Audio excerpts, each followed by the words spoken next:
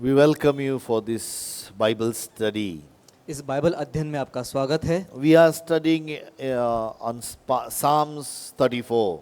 हम भजन संहिता 34 में से पढ़ रहे हैं। Last few weeks we have seen that how David had gone through situation of his life पिछले कुछ सप्ताह से हमने देखा कि दाऊद अपने जीवन की किन परिस्थितियों में से गुजरा। and he was in the fear, वो भय में था, but God delivered him out of that fear. लेकिन उस सारे डर से प्रभु ने उसे आजाद किया। Then he's writing about how a man who has a fear of God in his heart, वो लिख रहा है कि जिस व्यक्ति के हृदय में परमेश्वर का भय होता है, God protects him, परमेश्वर उसकी सुरक्षा करता God है, sends his angels, परमेश्वर अपने स्वर्गदूतों को भेजता God है, provides him, परमेश्वर उसको पूर्ति करता है, and that person experience a great life and a long life. और उस व्यक्ति को दीर्घ आयु का अनुभव आता है। Not only that, but he receives the blessings in his life. केवल इतना ही नहीं, उस व्यक्ति को अपने जीवन में आशीषों का भी अनुभव आता है। And we have seen last weeks हमने पिछले सप्ताह में ये भी देखा how God, teaches us कि प्रभु हमें किस रीति से सिखाता है to control our tongues. कि हमारे जुबान पर हम किस तरह नियंत्रण रखें। And last week we saw how God, His face shines in our life. और हमने ये भी देखा कि उसकी रोशनी हमारे मुख पर कैसी चमकती है। And today, और आज while David is writing this, जब दाऊद ये लिख रहा है, Psalms 34 verse 17, bhajan Samhita 34:17 it says, लिखा है, the righteous cry out and the Lord hears and delivers them out of all their troubles. धर्मी दुहाई देते हैं और यहोवा सुनता है और उनको सब विपत्तियों से छुड़ाता है। This is the wonderful scripture that we must learn many things out of this. ये एक अद्भुत शास्त्र है जिसमें से हमने कई सारी बातें सीखनी है। Here God hears the prayer of righteous. यहाँ पे लिखा है कि धर्मी की दुहाई यहोवा सुनता है। God hears, He has the ears. देखो, प्रभु सुनता है, उसके पास कान है। Our God is a listener God. हमारा परमेश्वर सुनने वाला खुदा है। His ears are open unto their cry. और उनकी पुकार की ओर उसके कान खुले रहते हैं। Friends, दोस्तों, we have seen in the Old Testament the people, those who pray, हमने पुराने नियम में देखा कि जो लोगों ने प्रार्थना की, and God answers them. प्रभु ने उन्हें उत्तर दिया। We have seen in the New Testament how God, answers their prayer. हमने नए नियम में भी देखा कि प्रभु उनके प्रार्थना का उत्तर किस रीति से देता है। God hears our prayer. प्रभु हमारी प्रार्थना को सुनता है। He hears our cry for help. वो हम जब दुहाई देते हैं मदद के लिए, वो सुनता है। God is not a deaf to the suffering or the prayers of His people. और परमेश्वर उसके लोगों के परेशानी के लिए, उनके दुहाई के लिए वो बहरा नहीं है। There are so many gods in this earth. इस संसार के ऊपर काफी सारे ईश्वर है। They have their images or they have their own idols. उनके खुद की मूर्तियां है, उनके खुद के चित्र है, They have ears. उनके कान है। In that idol, you can see they have ears. उस मूर्ति में हम देखते हैं उनके कान तो है, But no one can listen. लेकिन कोई सुन नहीं सकता। But the God, लेकिन जो परमेश्वर है, who is the unseen God, जो अदृश्य है, to whom we cannot see, जिसे हम देख नहीं पाते, we can connect Him only by faith हम उसके साथ केवल विश्वास के द्वारा जुड़ते हैं, and the Spirit और आत्मा के द्वारा, and through God's word, और परमेश्वर के वचन के द्वारा, and He listens to our prayer. और वो हमारी प्रार्थना को सुनता है। Friends, दोस्तों, our words does not fall on the deaf ear. हमारे जो शब्द है वो बहरे कानों पे नहीं पड़ते। When our words go to Him, जब हमारे शब्द उसके पास जाते हैं, or maybe sometime just tears goes to Him. या फिर कभी कभार केवल आंसू जाते हैं। It's I don't think so. When Hannah was praying, मुझे नहीं लगता जब हन्ना ने प्रार्थना की, she was able to utter words. वो ऐसे शब्द पुकार रही थी, She was not able to utter the words, वो शब्दों का उच्चार तो नहीं कर पा रही थी, but it was coming out of her heart लेकिन उसके हृदय से वो आ रहे थे, and out of her tears. और अपने आंसू से वो बाहर आ रहे थे। She was connected to the Lord Almighty. वो सर्वसमर्थ यहोवा से जुड़ी हुई थी, But she was pouring her heart towards her. God. लेकिन वो अपने दिल को उस प्रभु के सामने उंडेल रही थी। She was not shouting and crying in a loud voice, वो बड़ी ऊंची आवाज में चिल्ला पुकार नहीं कर रही थी, but her heart was connected to God. लेकिन उसका दिल उस परमेश्वर के साथ जुड़ चुका था। The priest, that was Eli, और जो एली याजक था, when he saw her, जब उसने उसे देखा, he thought उसने सोचा she is drunk. कि वो उसने मद्यपान किया है। But she said, I'm not drunk. लेकिन उसने कहा कि मैंने तो कोई शराब नहीं ली, My heart is, is connected to Almighty. मेरा हृदय उस सर्वसमर्थ के साथ जुड़ा हुआ I'm है, broken-hearted women.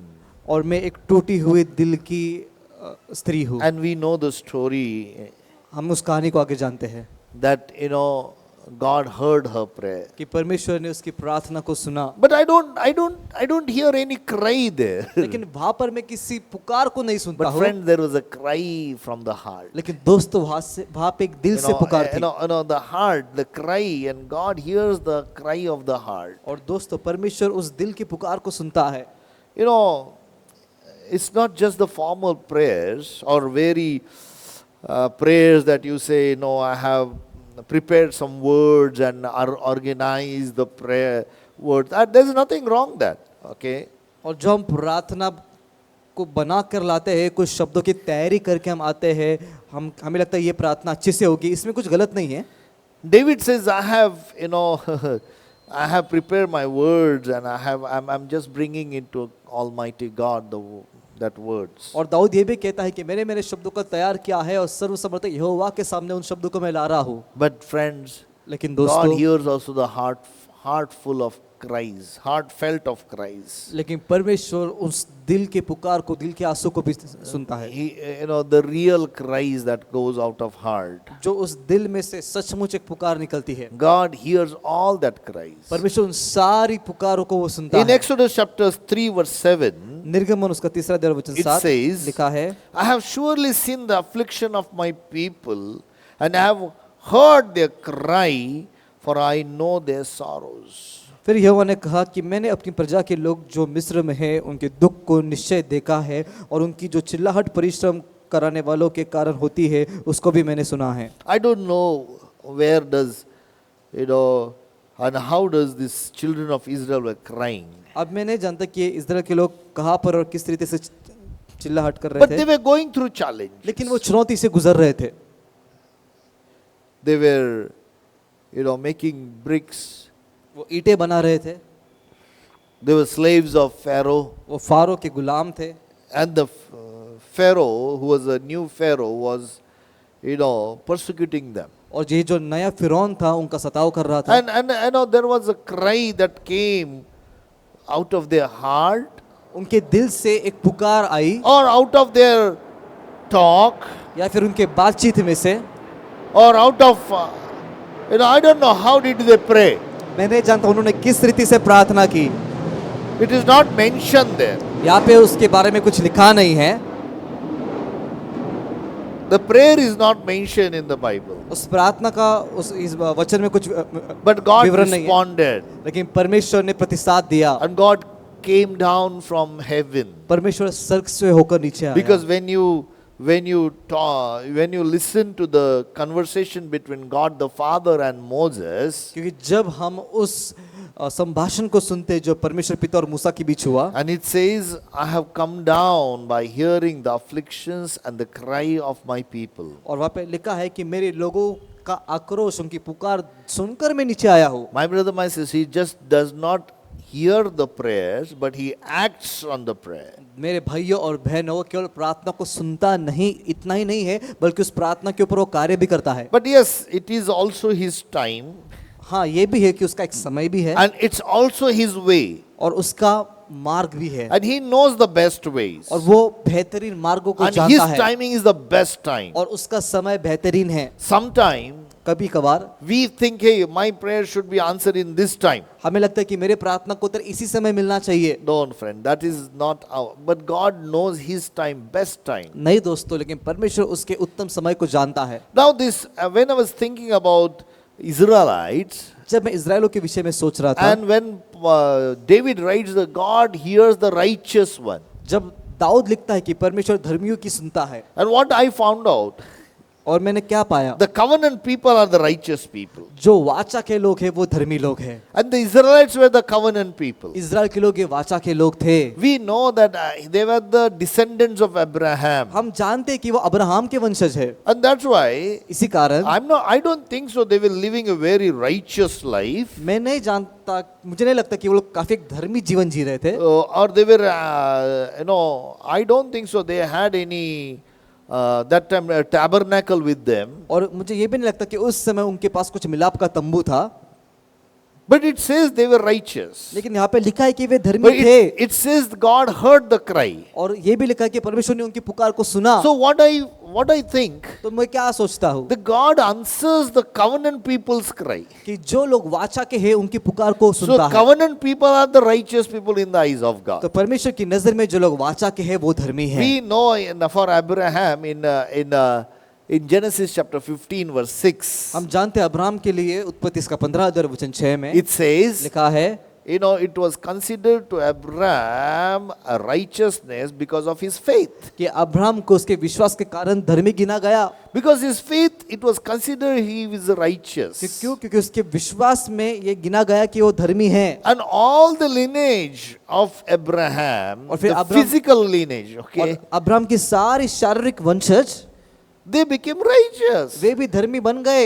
And that's why God is hearing the cry of the righteous. इसलिए परमेश्वर धर्मियों की पुकार को सुनता है। Friends, this truth we must receive in your heart. दोस्तों, इस सत्य को अपने दिल में ग्रहण करें That, कि Abraham's all descendants were righteous. कि अब्राहम के सारे वंशज धर्मी थे, Because God did a covenant with them. क्योंकि परमेश्वर ने उनके साथ एक वाचा Because बांधी। in Genesis chapter 15 verse 18 it says, क्योंकि उत्पत्ति इसका 15 अध्याय वचन 18 में लिखा and है, then we know the story there, हम वहाँ पे कहानी जानते हैं that Abraham कि Abraham brought offerings to God. उसने परमेश्वर के सामने अर्पण लाए, And it was a different kind of offerings. He cut it between half of them and put before God. और वो अलग प्रकार का एक अर्पण था, उसने उसे बीचों बीच काटा और प्रभु के सामने There रखा। are different offerings. Like I don't have time to read all that. और जो बलि है या अर्पण है वो अलग अलग तरह के है बाइबल में। You can read it in Genesis chapter 15. उत्पत्ति 15 में आप उसे But पढ़ verse सकते हो, 18 it says, लेकिन वचन 18 में लिखा है, after that offering, उस अर्पण के बाद God gave him a deep sleep. और परमेश्वर ने अब्राहम को गहरी नींद दी, And God himself walked around or in that offering and walked through the fire. और उस अर्पण के बीचों बीच परमेश्वर स्वयं चला उस अग्नि And में। verse 18 says, और वचन 18 में लिखा है, on the same day, the Lord made a covenant with Abraham, इसी दिन saying, to your descendants I have given this land from the river of Egypt to the great river and river Euphrates. वचन 18, इसी दिन यहोवा ने Abram के साथ यह वाचा बांधी, मिस्र के महानद से लेकर परात नामक बड़े नद तक जितना देश है। So God made a covenant with Abraham परमेश्वर ने अब्राम के साथ वाचा and बांधी all his descendants. और उसके सारे वंशजों के साथ। Now in Exodus, अब निर्गमन में his descendants were going through challenge. उसके जो वंशज थे वो चुनौतियों से They गुजर रहे थे, became slaves वे गुलाम बन गए in Egypt. मिस्र में, They grew in the number, वो संख्या में बढ़ गए, but they were persecuted. फिर भी उनका सताव हो रहा था And they were crying. और वो रो रहे थे, And God heard their cry. और परमेश्वर ने उनके आक्रोश को सुना। So is this descendant were righteous people? तो क्या ये वंशज लोग धर्मी थे? Yes. जी हाँ, Because the covenant that God made with Abraham, these all were righteous. क्योंकि जो वाचा परमेश्वर ने अब्राहम के साथ बांधी, उसी वाचा के कारण ये सारे लोग धर्मी बन So गए। what about the New Testament? तो नए वाचा के विषय में क्या? So who are the righteous now? आप धर्मी कौन है? Bible says, बाइबल बताती है, those who have right standing before God जो परमेश्वर के सामने किसी खड़े रह सकते हैं, are the righteous people. और वो ही लोग धर्मी हैं। Those who have right standing before God, जो परमेश्वर के सामने सही तरीके से खड़े रह सकते they हैं, are the righteous people. वो ही धर्मी लोग हैं। And Bible says बाइबल बताती है those who believe in Jesus Christ जो यीशु मसीह पर भरोसा करते हैं have a right standing before God the Father. वही परमेश्वर पिता के सामने सही तरीके से खड़े रह सकते हैं And that is through faith alone और वो केवल विश्वास के द्वारा ही है that we receive the righteousness of God in our life. कि हम हमारे जीवन में परमेश्वर की धार्मिकता को ग्रहण कर लेते हैं Romans chapter 3 verses 21-22 very well says this. Romeo 3:21-22 में बहुत बढ़िया रीति से लिखा है But now the righteousness of God apart from the law is revealed, being witnessed by the law and the prophet, even the righteousness of God through faith in Jesus Christ, to all and to all who believe, for there is no difference.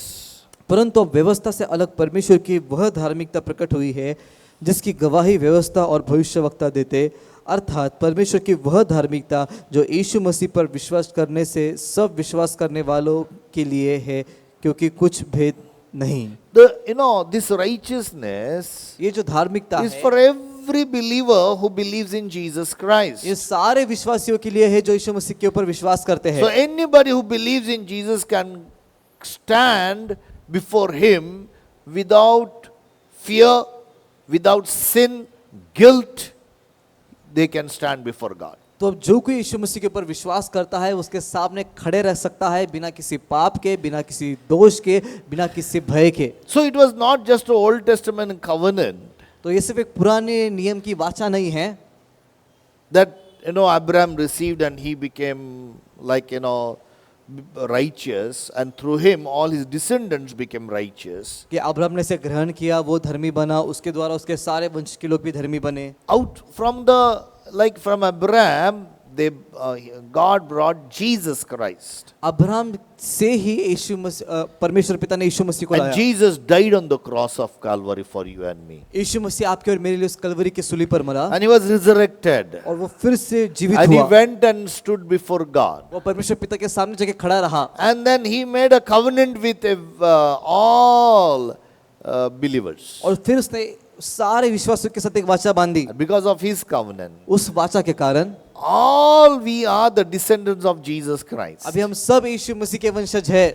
We are descendants of God himself. हम खुद परमेश्वर पिता के हम वंशज We हैं। have a right standing before God. हम परमेश्वर पिता के सामने सही खड़े रह सकते And हैं। David says, God hears the cry of the righteous. और फिर दाऊद कहता है कि परमेश्वर धर्मियों की दुहाई को सुनता है। 2 Corinthians chapter 5 verse 21 says, 2 कुरिन्थियों 5:21 में लिखा है, For he hath made him to be sin for us, who knew no sin, that we might be made the righteousness of God in him. जो पाप से अज्ञात था उसी को उसने हमारे लिए पाप ठहराया कि हम उसमें होकर परमेश्वर की धार्मिकता बन जाए। So friend, God hears the cry of righteous. तो दोस्तों परमेश्वर धर्मियों की पुकार को सुनता है। In New Testament, नए नियम में righteousness is defined very well, and you and me need to understand that.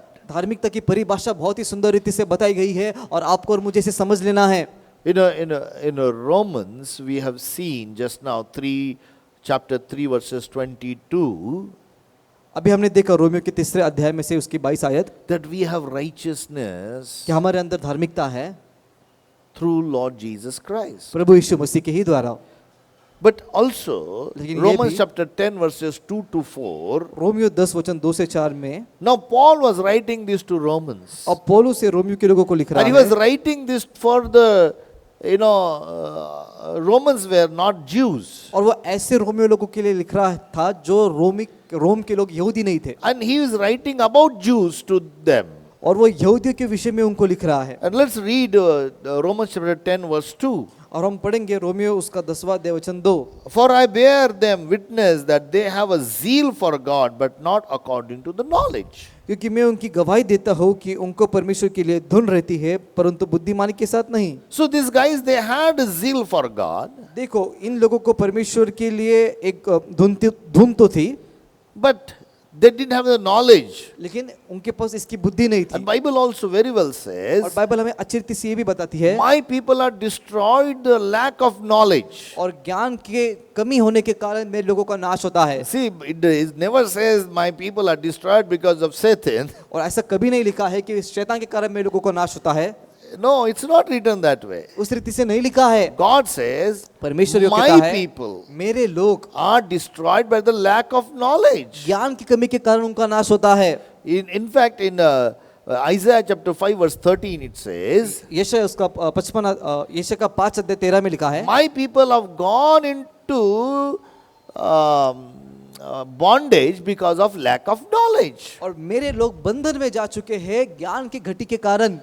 Only the reason is lack of knowledge. इसका कारण एक ही है कि ज्ञान की घटी। When you don't understand the righteousness, जब हम धार्मिकता को नहीं समझ when पाते, you don't give time and read the word and do not get the knowledge of God's word, जब हम वचन को पढ़ते नहीं, उसे हम समय नहीं देते और परमेश्वर के ज्ञान को हम ग्रहण नहीं करते, then you don't understand the righteousness. फिर हमें धार्मिकता समझ में ही नहीं So आती। this is what Paul is writing to them. तो पौलुस उनको यह लिख रहा है, You know, they have zeal for God, but it is not according to the knowledge of God. उनके पास परमेश्वर के लिए धुन तो है, लेकिन वे बुद्धिमानी के साथ नहीं है। Now it says verse 3, अब वचन 3 में लिखा for है, they being ignorant of God's righteousness and seeking establish their own righteousness have not submitted to the righteousness of God. क्योंकि वे परमेश्वर की धार्मिकता से अनजान होकर और अपनी धार्मिकता स्थापित करने का यत्न करके परमेश्वर की धार्मिकता के अधीन न हुए। So they did not understand God's righteousness.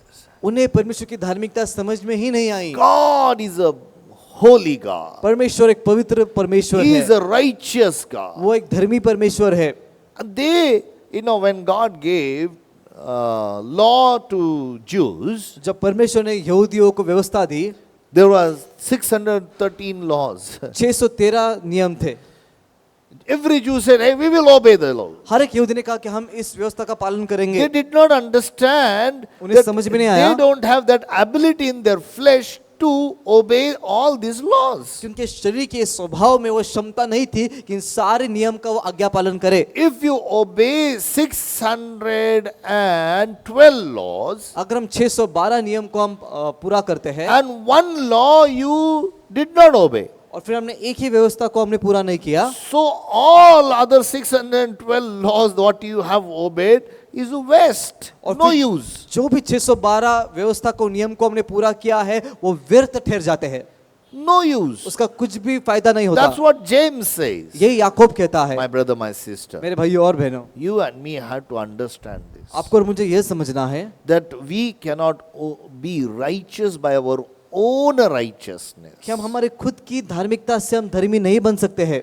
They were trying to establish their own righteousness. वे प्रयास कर रहे थे कि हम खुद की ही धार्मिकता स्थापित करें। They were trying to keep Sabbath so pure. वो यत्न कर रहे थे कि हम सब्बात को इतना शुद्ध रखें, They will not buy anything. कुछ खरीदी ना करें, They will not sell कुछ anything. बेचे भी ना।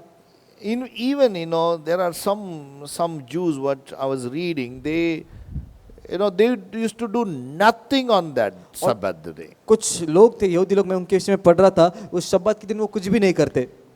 Friends, दोस्तों, that will not make them righteous. इससे वे धर्मी नहीं बनेंगे। Verse 4 it says, वचन 4 में लिखा है, for Christ is the end of the law for righteousness to everyone who believes. क्योंकि हर एक विश्वास करने वाले के लिए धार्मिकता के निमित्त व्यवस्था का अंत है।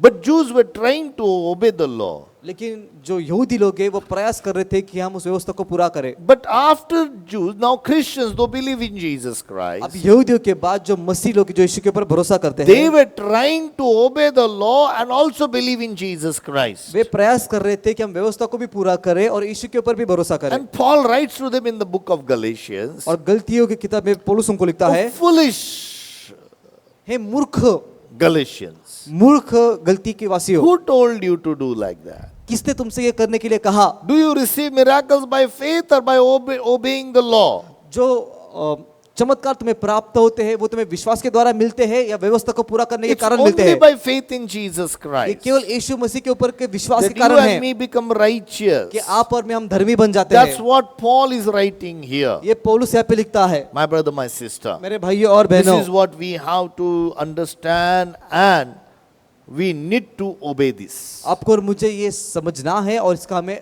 आज्ञा पालन करना We है। are in Christ Jesus. हम यीशु मसीह में हैं, We are a new creation. हम नई सृष्टि है, We have righteousness of God. हमारे पास परमेश्वर की धार्मिकता And I'll है। tell you one thing, my brother, my sister. एक चीज मैं आपको बताता हूँ, When भाई you और stand बहनों, before God, जब परमेश्वर के सामने खड़े रहते हो, God hear your prayer. परमेश्वर आपकी प्रार्थना को सुनता है। Bible says बाइबल in बताती James है, chapter 5 verse 16, याकूब 5:16 में, the second part of that 16th verse, उस 16 वचन का दूसरा भाग, the effective fervent prayer of righteous man avail much. कि एक धर्मी की जो प्रभावशाली प्रार्थना है वो कायम बनी रहती है, कार्य करने में प्रभावशाली होती है. कार्य करने में प्रभावशाली होती The है। effective fervent prayer of righteous man avails much. जो धर्मी की प्रार्थना है वो कार्य करने में प्रभावशाली होती है। Yes, my brother, my sister. हाँ मेरे भाई और बहनों, When you go and stand before God, जब हम जाकर परमेश्वर के सन्मुख खड़े and रहते when हैं, you pray to God, हम उस परमेश्वर की प्रार्थना करते हैं, I'll tell you, आपको मैं बताता हूँ, God answers that prayer. परमेश्वर उस प्रार्थना का उत्तर देता है। There are so many people. ऐसे काफी सारे लोग होते हैं, They are like this Jews, those who want to do things by their obeying laws. जो उन यहूदी लोगों के समान है जिन्हें व्यवस्था पूरा करके चीजों को करना है। They try their best by their own strength to do things. खुद के बल से वो कोशिश करते हैं कि हम चीजों को पूरा करें।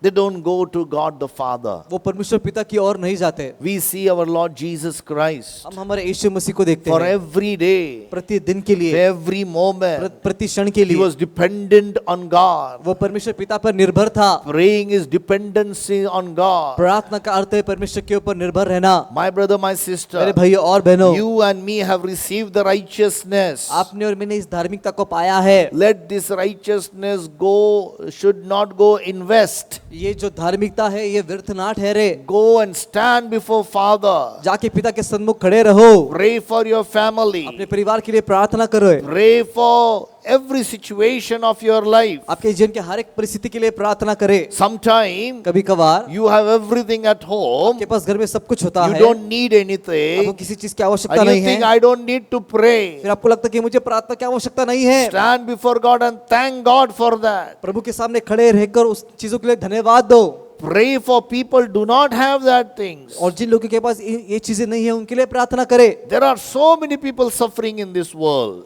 आज इस संसार में काफी सारे लोग मुश्किलों से गुजर रहे हैं। As you pray, जैसे आप प्रार्थना करते हो, God does work in them. परमेश्वर उनके अंदर कार्य करता है। Because so many people don't understand this. काफी सारे लोगों को ये समझ में नहीं आता God is dependent on your कि prayer. परमेश्वर आपके प्रार्थना पर निर्भर है। You know, God cannot do anything on this earth without you ask Him to do things. और जब तक आप परमेश्वर को कुछ करने के लिए कहते नहीं हो, वो इस पृथ्वी के ऊपर कुछ भी नहीं कर सकता। He cannot change your वो father. आपके पिता को बदल नहीं He सकता। cannot change your daughter or your sister or your wife. No one. वो आपकी बेटी को, आपके बहन को, आपकी पत्नी को बदल नहीं सकता। Does God wants to do that? परमेश्वर क्या ये करना चाहता है? Yes. जी हाँ, But He's waiting for you. क्योंकि वो रुका है आपके लिए। He is waiting that you should pray to Him. वो रुका है कि आप उसकी प्रार्थना करें, Call on to their lives. उनके जीवन के लिए पुकारे। Ask God, do something on their उस lives. प्रभु को कहे कि प्रभु उनके जीवन के लिए तू कुछ तो कर। Speak God's word on their lives. उनके जीवन के ऊपर प्रभु के वचन को बोलो। Friends, दोस्तों, God hears the cry of righteous परमेश्वर धर्मियों की दुहाई को सुनता है and He delivers them और वो उन्हें छुटकारा देता out है of their troubles. उनके परिश्रमों में से। You know, He is a God. वो परमेश्वर He है, doesn't want you to be in a trouble. वो नहीं चाहता कि आप परिश्रम में रहे। Verse 18 of this Psalms 34, भजन 34 का वचन 18, it says, the Lord is near to those who have a broken heart and saves such as have contrite spirit. यहोवा टूटे मन वालों के समीप रहता है और पिसे हुओं का उद्धार करता है। That's wonderful word. ये अद्भुत वचन है। What is a broken heart and contrite spirits? ये टूटा मन और पिसा हुआ हृदय क्या है? My brother, my sister, मेरे भाइयों और a बहनों, broken heart is it's a repentant heart. ये जो टूटा हुआ दिल है ये एक पश्चाताप करने वाला हृदय A है, contrite spirit. एक पिसा हुआ God, मन। I need you. परमेश्वर मैं तुझे चाहता हूँ। You need this when you minister to people. आपको इसकी जरूरत है जब आप लोगों की सेवकाई करते हैं। You know, when you are ministering to the people, जब हम लोगों की सेवकाई करते God हैं, desire to have you that heart. परमेश्वर चाहता है कि ऐसा हृदय आपके पास हो। When you read Psalms 51 verse 17, जब हम पढ़ते हैं भजन संहिता 51 और David वचन is 17, praying this prayer. Dawood यह प्रार्थना कर रहा है। You know, we know this Psalms 51 is a repentance prayer of David. हम जानते हैं कि भजन संहिता 51 दाऊद की पश्चाताप की प्रार्थना He है। is repenting for his sin. वो अपने पाप के लिए पश्चाताप कर रहा है। And verse 17 it says, वचन 17 में लिखा है, the sacrifices of God are broken spirit, a broken and contrite heart. This, O God, you will not despise. टूटा मन परमेश्वर के योग्य बलिदान है। हे परमेश्वर, तू टूटे और पिसे हुए मन को तुच्छ नहीं जानता। So God is near to those who have a broken heart. तो जिन लोगों का मन टूटा हुआ है, परमेश्वर उनके समीप है। This was the experience of David. ये दाऊद का अनुभव था।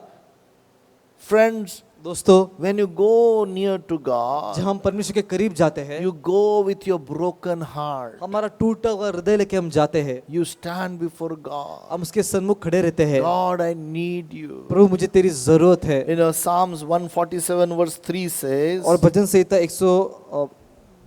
147 वचन 3 में लिखा है He heals the broken-hearted and binds up their wounds. कि वो टूटे दिल वालों को चंगा करता है और उनके जो जख्म है उन्हें वो भरता है। I already told you, friends, मैंने आपको ये भी कहा है दोस्तों, if your heart is not broken, अगर आपका दिल टूटा हुआ नहीं you है, cannot minister to people. हम लोगों की सेवकाई नहीं कर सकते हैं। Yes, हाँ, when your heart is broken before God, जब आपका दिल परमेश्वर के सामने टूटा हुआ हो, God gives you that ability. परमेश्वर आपको वो क्षमता देता God है, gives you that anointing. परमेश्वर आपको वो अभिषेक देता God है, gives you that heart परमेश्वर आपको वो हृदय देता है that you heal the broken-hearted. कि हम जो टूटे हुए दिल के उनको हम चंगा करें। Yes, you minister to people and you heal broken-hearted. हाँ, हम उन लोगों की हम सेवकाई करें, उन्हें हम चंगाई दे। You know, heart of Jesus was a broken heart. यीशु मसीह का हृदय टूटा हुआ He was था broken heart for the world. और इस संसार के लिए उसका हृदय टूटा हुआ था। And he was every day he was crying before God. प्रतिदिन परमेश्वर के सामने वो रोता था, He was crying for the वो people. लोगों के लिए रोता था, He was crying for his own self. अपने खुद के लिए वो रोता था। Bible says बाइबल बताती God है anointed him with his spirit. परमेश्वर ने उसके आत्मा से अभिषेक He किया। himself says in Luke chapter 4 verse 18, वो खुद कहते हैं लूक 4:18 में, the spirit of the Lord is upon me because he has anointed me to preach the gospel to the poor. He has sent me to heal the broken-hearted, to proclaim liberty to those who captive, to recover the sight to the blind, to set at liberty those who are oppressed. प्रभु का आत्मा मुझ पर है इसलिए कि उसने कंगालों को सुसमाचार सुनाने के लिए मेरा अभिषेक किया है और मुझे इसलिए भेजा है कि बंदियों को छुटकारा का और अंधों को दृष्टि पाने का सुसमाचार प्रचार करूं और कुचले हुओं को छुड़ाऊं।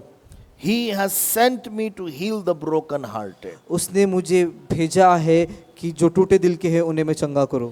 Friends, दोस्तों, you know, if your heart is broken, अगर आपका दिल टूटा हुआ है, God is near to you. परमेश्वर आपके समीप है। I don't know why, if by any means, if today your heart is broken, मैं नहीं जानता क्यों, लेकिन आज किसी भी कारण and अगर आपका दिल टूटा है and you have repented before God, a contrite spirit, आपने परमेश्वर के सामने पश्चाताप किया है, आपका हृदय पिसा हुआ है, you are standing before God. आप परमेश्वर के सन्मुख खड़े हो, He is near you, वो आपके नजदीक है and He will minister through you to the lot of people. और वो आपके द्वारा कई लोगों की सेवकाई करेगा। Whenever I stand before the people, जब कभी मैं लोगों के सामने खड़े रहता whenever हूँ, I stand and preach the people, जब कभी मैं खड़े रह के लोगों के सामने प्रचार I करता हूँ, go in the presence of मैं God. प्रभु की उपस्थिति में जाता हूँ, I humble myself. मैं खुद को नम्र करता हूँ, I see that my heart is broken before God. मैं देखता हूँ कि मेरा हृदय प्रभु के सामने टूटा हुआ I है। am in a need. My spirit is, wanting God to minister in my life. और मैं जरूरत में होता हूँ, घुटनों पे होता हूँ और मैं चाहता हूँ कि प्रभु मेरी आत्मा I की अगुवाई spend करे। time in the presence of God. मैं प्रभु की उपस्थिति में समय व्यतीत And करता my हूँ experience is this, my brother, my और sister. मेरे भाइयों बहनों, मेरा अनुभव ये है, Through me, मेरे द्वारा I have seen people are getting healed in their heart and mind and soul and thoughts. और लोगों को अपने मनों में, अपने विचारों में, अपने जीवन में उन्हें चंगाई मिल रही है, Because क्योंकि if my heart is broken, अगर मेरा दिल टूटा हुआ है, because क्योंकि in my spirit I'm in contrite spirit, अगर मेरा आत्मा पिसा हुआ है, God is near to me. परमेश्वर मेरे करीब है। You know, whenever I go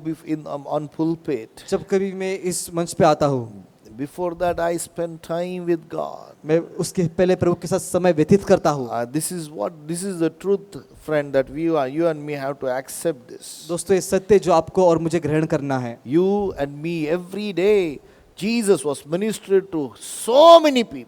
आप और मैं प्रतिदिन यीशु मसीह एक दिन में कई सारे लोगों की सेवकाई करता था, But his heart was broken. लेकिन उसका हृदय टूटा हुआ था। Bible say he used to pray and cry before God. Bible बताती है कि वो रो रो कर आए भरकर परमेश्वर की प्रार्थना You करता know, it था। was Hebrews chapter 5 verse 7. और हम इसे पढ़ते हैं इब्रानियों 5:7 में, And it says, who in the days of his flesh, when he had offered up prayers and supplication with strong crying and tears unto him that was able to save him from death, and was heard in that he feared.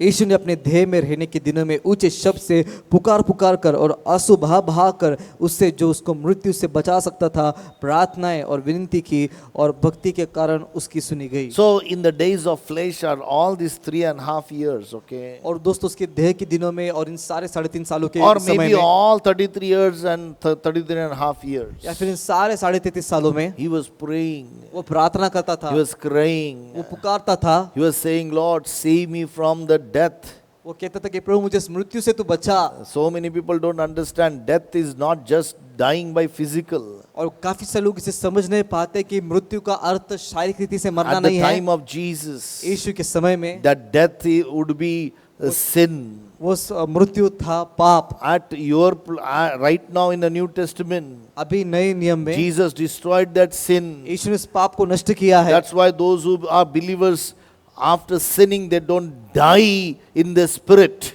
इसलिए आज जो विश्वासी है वो पाप करने के बाद अपने आत्मा में मृत्यु नहीं पाते। But Jesus would have died like Adam in the spirit. लेकिन यीशु आदम के नई आत्मा में मृत्यु को पा If लेता। he would have sinned, अगर उसने पाप किया होता तो, but लेकिन Jesus was praying unto God. यीशु ने परमेश्वर की ओर प्रार्थना की। I believe that this is not a cry only to save him, but also when he was ministering to the people, he was crying. और मैं ऐसा विश्वास करता हूँ कि उसकी आंसू बहाकर जो प्रार्थना थी खुद के सेवकाई के लिए नहीं थी, लेकिन जो लोगों के बीच में सेवकाई करता था उसके लिए भी थी। He was crying. He cried when he looked at Jerusalem. यरूशलेम की ओर देखकर यीशु रो पड़ा। He cried when death. He cried at the where the tomb of that Lazarus. और लाजर की कब्र के पास यीशु रो पड़ा। He cried. यीशु रोया। Why did he cry? क्यों यीशु रोया?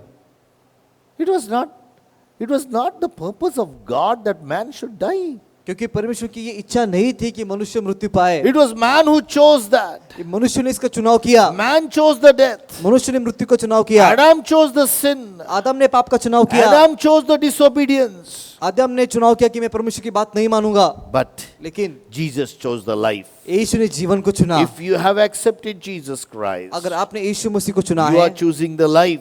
आप जीवन को चुनते हो। Your spirit is protected by the Holy Spirit. आपका आत्मा सुरक्षित है पवित्र आत्मा के द्वारा। But Bible does says Bible ये भी बताती है there is a sin of death.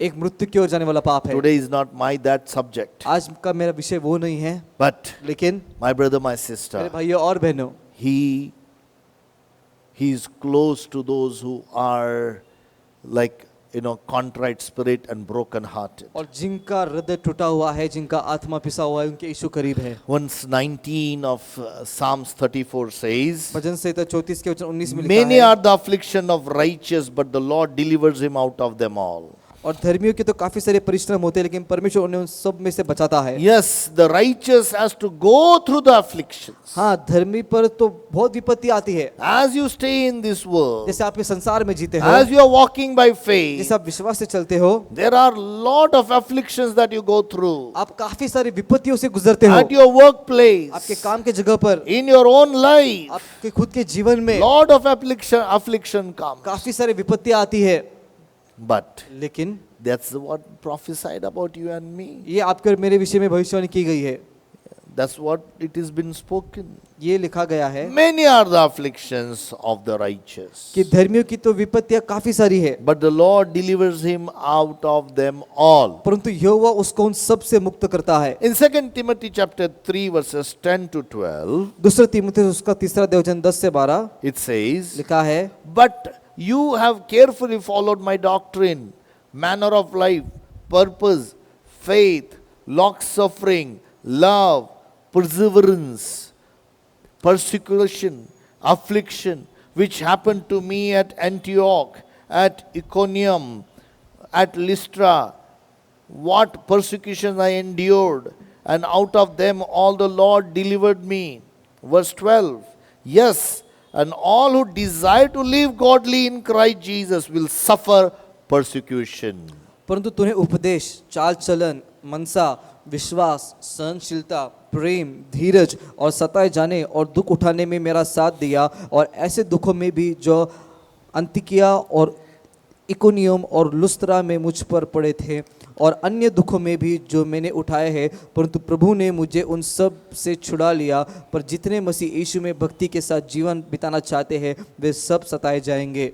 If you want to live a godly life, अगर आपको एक धर्मी जीवन जीना है you will suffer persecution. तो आपको सताव से गुजरना पड़ेगा, That's for sure. ये निश्चित है। Do not forget this, friend. कभी से ना भूले दोस्तों, A living fish, एक जो जीवित मछली है, fish, मछली, yeah, a living fish एक जो जीवित मछली है will swim against the water force, right? वो उस पानी के बहाव के विरुद्ध दिशा में आगे बढ़ेगी। That is a living fish, वो एक जीवित मछली है, and that is you and me. और वो आप और मैं हूँ। You and me swim against this worldly system. और इस संसार की जो यंत्रणा है, इस यंत्रणा के खिलाफ आप और मैं आगे A बढ़ते हैं। dead fish जो मरा हुआ मछली है will flow with the fish, will just go away with the whatever the force or the water is going through. और जो मरी हुई मछली है वो उस पानी के बहाव की दिशा में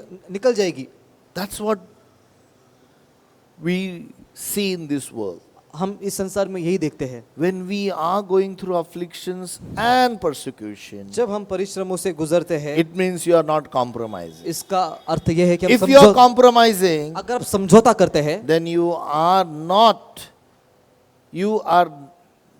not swimming against the water flow. तो फिर आप उस पानी के बहाव के खिलाफ नहीं तैर रहे हो, You are flowing yourself with the water of this world. आप इस संसार के पानी में ही बहते जा रहे हो। Bible says, बाइबल बताती है those who want to live a holy life जो एक भक्तिमय जीवन बिताना चाहते हैं will suffer persecution. वे सताए जाएंगे। Hey, you don't force yourself for the persecution. हाँ, हम खुद को सताव में ढकेलते नहीं हैं, It automatically comes to you. सताव अपने आप हमारे पास आता है। If you even take the name of Jesus Christ, you will be persecuted. आपने यीशु मसीह का नाम भी लिया तो आपका सताव होगा। You speak about what the word of God says, you will be persecuted. जो वचन में लिखा है आप उसके विषय में बोलो, आपका सताव होगा। Bible says in Hebrews chapter 11, Bible बताती है इब्रानियों 11 में, Hebrews chapter 11 is it's a faith chapter. इब्रानियों 11 एक विश्वास का अध्याय है। But there are verses 33 to 39. We are going to read verse one by one. और यहाँ पे कुछ वचन है, वचन 33 से 39 हम एक एक करके पढ़ेंगे। It talks about the persecution and lot many things. और यहाँ पे सताव और काफी सारी चीजों के बारे में लिखा है। Hebrews chapter 11 verse 33 onwards. इब्रानियों 11 वचन 33 से आगे, Who through faith subdued kingdoms, worked righteousness, obtained promises, stopped the mouths of lions. इन्होंने विश्वास ही के द्वारा राज्य जीते, धर्म के काम किए, प्रतिज्ञा की हुई वस्तुओं प्राप्त किए, सिंहों के मुंह बंद किए। Verse 34, quenched the violence of fire, escaped the edge of the sword, out of weakness were made strong, became valiant in battle, turned to fight the armies of the aliens. वचन 34, आग की ज्वाला को ठंडा किया, तलवार की धार से बच निकले, निर्बलता में बलवंत हुए, लड़ाई में वीर निकले, विदोषियों की फौजों को मार भगाया। Verse 35, women received their dead raised to life again, others were tortured, not accepting deliverance, that they might obtain a better resurrection. वचन 35, स्त्रियों ने अपने मरे हुओं को फिर जीवित पाया, कितने तो मार खाते खाते मर गए और छुटकारा न चाहा, इसलिए कि उत्तम पुनरुत्थान के भागी हो। Verse 36, still others had trials of mockings and scourging, yes, and of the chains and imprisonment. कई एक ठट्टों में उड़ाए जाने और कोड़े खाने वरन बांधे जाने और कैद में पड़े के द्वारा परखे गए। 37th verse, they were stoned, they were sown in two, were tempted, were slain with the sword. They wandered about the sheepskin and goatskins, being destitute, afflicted, tormented. वचन 37, पथराव किए गए, और से चीरे गए, उनकी परीक्षा की गई, तलवार से मारे गए, वे कंगाली में और क्लेश में और दुख भोगते हुए भेड़ों और बकरियों की खाले ओढ़े हुए इधर उधर मारे मारे फिरे। Verse 38, of whom the world was not worthy. They wandered in desert and mountains, in dens and caves of the earth. और जंगलों और पहाड़ों और गुफाओं में और पृथ्वी के दरारों में भटकते फिरे, संसार उनके योग्य न था। Verse 39, and all these having obtained a good testimony through faith did not receive the promise. वचन 39, विश्वास ही के द्वारा इन सब के विश्वास में अच्छी गवाही दी गई, तो भी उन्हें प्रतिज्ञा की हुई वस्तु न मिली। The writer of the Hebrews writes this chapter of faith. इब्रानियों का लेखक इस विश्वास के अध्याय को लिखता है, And when he starts writing, he writes about Noah and Abel and Abraham and Sarah and so many other people who took victory by faith. और वो जब इस अध्याय को लिखता है, वो लिखता है नूह के विषय में, हाबिल के विषय में, अब्राहम के विषय में, सारा के विषय में और काफी सारे लोगों के विषय में जिन्होंने विश्वास से विजय हासिल किया। But he does not end with all the victories. लेकिन वो इसका अंत वो विजय के साथ नहीं करता। But the faith, he writes and he says there are people who lead by faith went through persecution. लेकिन वो ये भी लिखता है कि ऐसे भी लोग थे जो विश्वास से जीवन जिए, लेकिन उनका सताव भी हुआ। They suffered loss of their houses. उनके घरों का नुकसान हुआ। They wandered into the wilderness. वो जंगल में भटकते रहे। They were killed by the sword. तलवार से उन्हें मार डाला गया। So many things they suffered. काफी सारी चीजें उन्हें सहनी पड़ी। But they stood by faith. लेकिन वे विश्वास में खड़े रहे। Friends, दोस्तों, yes, by faith we receive blessings of God. दोस्तों, हम विश्वास से ही परमेश्वर के आशीषों को पाते हैं। Receive prosperity. हम उस समृद्धि को पाते हैं। I do agree with that. हाँ, मैं उसके साथ सहमत हूँ। But लेकिन do not forget this part of faith also. विश्वास के इस भाग को भी कभी ना भूले। It is written for our that we should learn out of this. ये हमारे लिए लिखा है कि हम इसमें से सीख ले। When we walk in the righteous ways, जब हम धार्मिकता के मार्ग में when चलते we हैं, want to godly ways, जब हम भक्ति के मार्ग में जीना चाहते we हैं, will suffer the persecution. हम सताए जाएंगे। Hey friend, this is what the Bible, and that's what David is writing. दोस्तों, दाऊद यही लिख रहा है। You know, James writes this also in chapter 5 verses 10 onwards. याकूब भी 5वें अध्याय में 10 से आगे यही लिखता है, My brethren, take the prophets who spoke in the name of the Lord as an example of suffering and patience. हे भाइयों, जिन भविष्यवक्ताओं ने प्रभु के नाम से बातें की, उनको दुख उठाने और धीरज धरने का एक आदर्श समझो। James chapter 5 verse 11. Indeed, we count them blessed who endured. You have heard the perseverance of Job and seen the end intended by the Lord, that the Lord is very compassionate and merciful.